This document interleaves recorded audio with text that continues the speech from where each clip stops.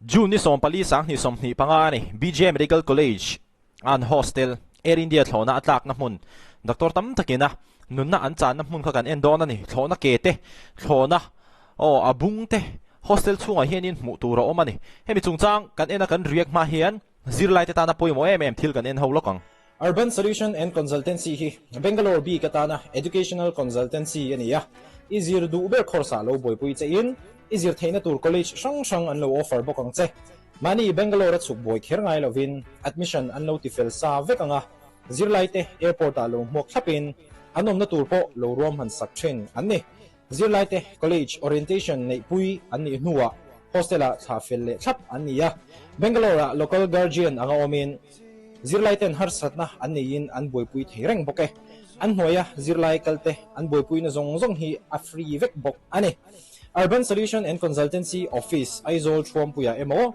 contact number kan ron Thlawhna emo Instagram page Urban Solution and Consultancy ate zo fi theireng ani lekha in zir thei phot chuanin nu le pa te po khanin fa te khalo zir tir nge ro kum ni kum thum kum li hi chumo aral don tho chu wang chuanin kum aral don thowa a ve don thowa chu wang chuanin khami hun chung khan kan thei phot chuanin lekha zir hi a tha ani kan ti teang le kan react nang BGM Medical College mess, this is where maximum fatalities and casualties have taken place because this is where the aircraft crashed and made maximum impact.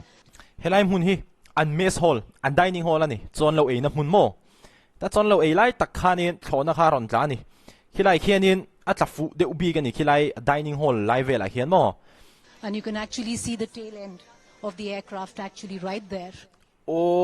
ti hianin a chung loka Thlawhna a mei lampang Thlawhna mong lampang heta hian he ta mui in hu hi mo a lo omani Plowing through the mess and it was lunch hour and many of the students there were actually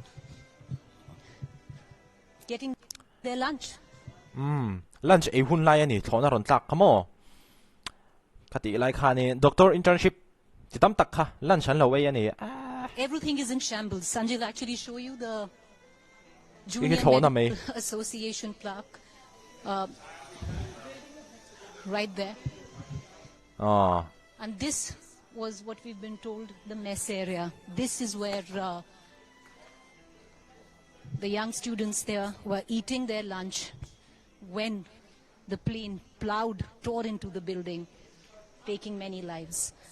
Arab thak la mai a building hi han en taula a chen Let's try and get up. This is like I said, the mess area.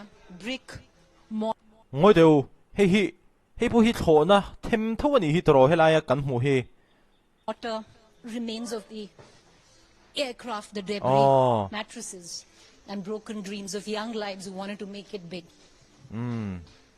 tuna in chuwa kan chawang Sitting, eating lunch, not knowing that a plane is going to ram into their building. doctor tam tak khani ti khanin lunch kha ru ha dam deu nuam ti deu khanan lo e anga Thlawhna atla don ti reng khan hredon lo ani di lai tak khan Thlawhna ha ron ta Of the aircraft. That's the tail end of the body. You can actually see a part of the Maharaja Air India's logo right there. hei hi amei nijina in hoi tangan en chawa kan hu khani ta chon hei hi ake Thlawhna ke kha building chunga te hian a om bok ani Of the Maharaja Air India's logo right there. khaya Mattresses of students' rooms, their beds there, and blood stains. hei hi room ati ton e hi a chan chu mattress te khum te ti hianin a om dar nei noi mai ni chuanin khinu hianin blood stain satia khoilai moni bang emo chhuat vela thisen te po a mut po ni mai thei ni ma khian And this was the mess. Sanjay will just show you, this was the mess. And this was all but destroyed. And this is where the young students were sitting there grabbing. hei hi a mess a chu ni zirlai tam tak in chon lo e mek hei an choi do kan te potan mu thei alom nakin uncle phei ka ring lunch. And you can actually see the remnants of hostel life strewn slippers, sweatshirts, I just want to take you through because the students were right here. Their mattresses strewn. We can see splattered blood all over.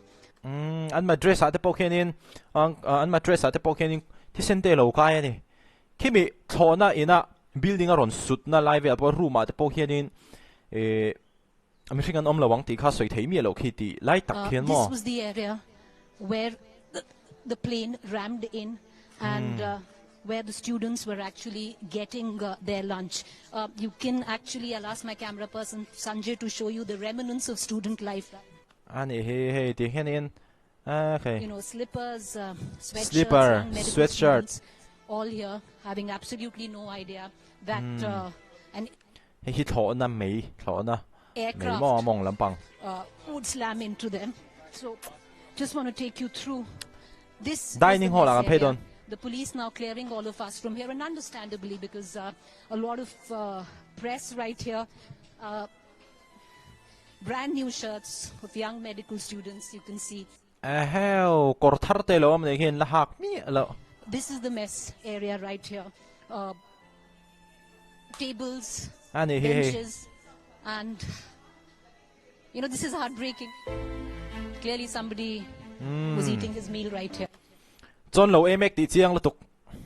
Arab Plak out would doing the red thing, chop the Pokemon. Arab Plak, and I told like you need to put in here hostel like no megany. Joan Kenny the Burger Airport to Sala is on ya. Clemaco and see a debt here in Indigo he can moon better in its one. Then name the point on talk with Chinani. Turbulence vela avoid do vang upon you might here. Hemi Air India Thlawhna Hostel Atlantic shed pay at Song Hai to a hog dark version, Shima may Thlawhna Kalom version, Shima. Engmani Thlawhna on Joan in jet fighter pay here to Veranga dark but Zella. Then got dark think a low entry, Nani. Kai to a Kita and Zunga Tling he. Heta Kanzunga the Pohianin, I think we take Tawani. And Mahuna sheet me alone, missing him all. Gahan Van is a hickatia. Yeah. And I can, you know, I've counted the number of thalis that more than 25. This is where they were sitting. Sanjay, just turn around. I'll ask Sanjay, and then you can get a view. So a hun lai tagania. How the Dark aircraft actually slammed into this building. That is what I showed you right there. That's the tail end of that aircraft. This is the, you know, the tables, the benches, and you can see their meal uneaten right here. Oh, so that so in Thlawhna me, no Thlawhna mong lampang ka oma. Ing tin ye aron tlak long tin aron lalut pi don ti dam le tro. And you can see their meal uneaten right here. Hey, an thing hian ula a chen te pe chon in an e man mang lo ani mo an so do te po hi. Hey te pe chu frying pan roti vel an siam na ni o mani hi sticker vel om veka la thar vek le hala ni. Don't want to give in numbers right now because there's no real confirmation and that won't be responsible to do so. But what we've been given to understand, maximum fatalities have happened right here. All of the clothes that you see strewn around, some of them have been, because most of the students were burnt, charred. Some of them had injuries who were taken, and you can see actually blood-splattered walls. Blood-splattered walls. Bang vela ti sen akai na sa ani. Kilay mo na hian nun na chan tam tang ano ma. Chuan mithisat tu na hian in chiang takin asoi thei lawa.